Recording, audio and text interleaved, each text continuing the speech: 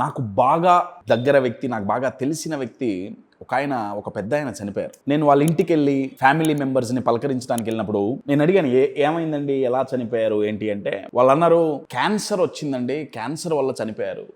నేనన్నా అదేంటండి, 10 రోజులు 15 రోజుల క్రితం నేను కలిశాను, మాట్లాడాను, ఆయన ఏదో లైట్గా వీక్గా ఉన్నాడు కానీ మంచిగానే ఉన్నాడు కదా, క్యాన్సర్ ఉన్నట్టు మరి నాకు ఎప్పుడూ తెలియలేదండి అంటే, వాళ్ళు అన్నారు క్యాన్సర్ ఉన్నట్టు మాకు కూడా తెలియదండి.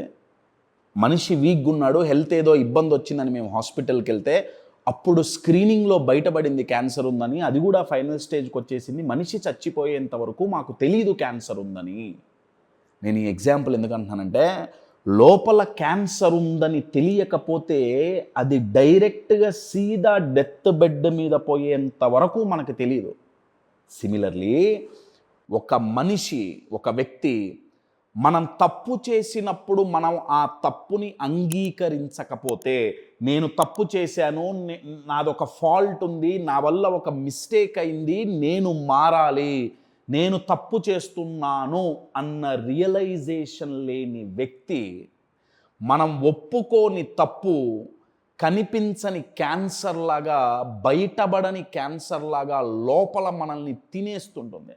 క్యాన్సర్ అయితే శరీరాన్ని తినేసి చంపేస్తుంది. మన మిస్టేక్ని కానీ మన తప్పుని కానీ మనం గుర్తించి ఒప్పుకోకపోతే అది దేన్ని తినేస్తుందయ్యా, దేన్ని చంపేస్తుందయ్యా అంటే మన గ్రోత్ని చంపేస్తుంది, మనల్ని ఎదగనివ్వదు, సక్సెస్ అవ్వనియదు.